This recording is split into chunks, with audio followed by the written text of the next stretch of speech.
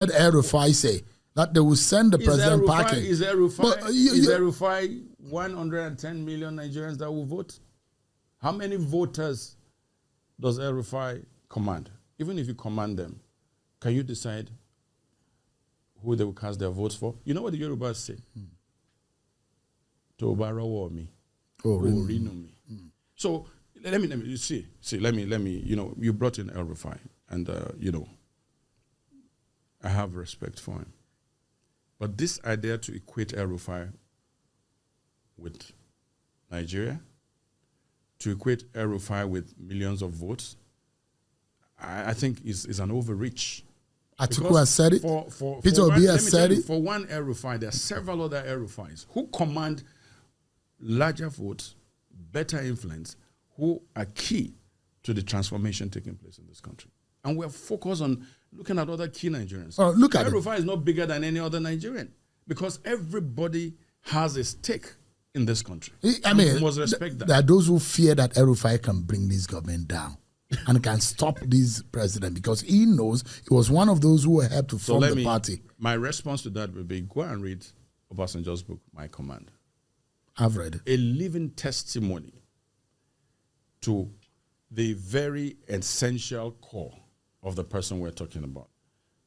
You know Obasanjo is former president. Mm-hmm. You know who made El-Rufai a minister? You know that? Mm-hmm. When you talk about the 4 or 5 close-set ministers with him, El-Rufai was there. If you want to list 4 people that know El-Rufai, essentially, when he was at his best and politically, is an Obasanjo. I will stick with Obasanjo's testimony about El-Rufai. You said you've read the book. Yeah. Well, I mean, I'm just one of the millions of people who are going to be watching this. No, I don't want to make this an El-Rufai whatever. No, honestly. But what was it? Shall we? You're trying to... No. But you see, what I've gleaned from there, you know shifting sands? Mm-hmm. That is somebody you cannot... is somebody that can change on you. Somebody who... And I think everybody is driven by interest. Your interest, the moment it doesn't align with mine, you have a right to walk away. Because he says that he sees that is the point that where it started changing when he sees that this government does not have the interest of Nigerians at heart.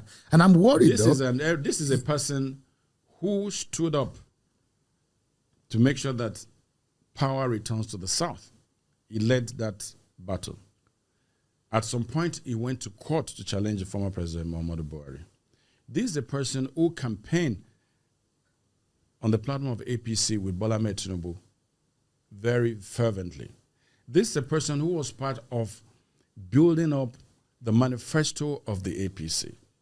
Listen to me. So we have a journey of 10 kilometers. And this person was part of that journey for 7 kilometers. He said it was a journey to nowhere.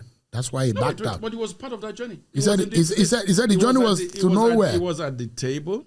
It was at the meeting. So when did it occur to him that this journey was a journey? He agreed and he took ownership. He said he was responsible. Should we be responsible for the fact that he called this government a demon, a devil that he helped, an evil that he helped create, and he says that he takes responsibility, but he will also be the architect of sending that demon out. Everybody tries to look for a scapegoat to justify their actions. But my point is this, and it's valid. You start a journey with somebody. You're part of the foundation. You're part of building the infrastructure. And the infrastructure is ready. The rooms are equipped. You are still in that building. And then when it came to the point of assigning rooms, because you didn't get the room you wanted, you turn around to say, this building is rubbish. Logically, just think about it. So you don't... El-Rufai is an intellectual. I give that to him. El-Rufai is an experienced, like he called it, accidental public servant. His record as minister speaks for him. El-Rufai has been a governor for 8 years and has dealt with the dynamics of development, religion, ethnicity, and the rest of them. So I'm saying somebody with that level, with that kind of credential, will now suddenly will make a mistake from the start and then almost at the end wake up suddenly. You give people credit and based on their credentials. You think all of this is selfish? To some extent, it is. But and it's also okay because you're talking about democracy, you're talking about party politics. It's in the nature of politics. Permanent interest, not permanent friends. So when your interest does not align with what is operational, you're at liberty to move, and you must find a narrative, you must find a story to justify your action. And that's what we're finding.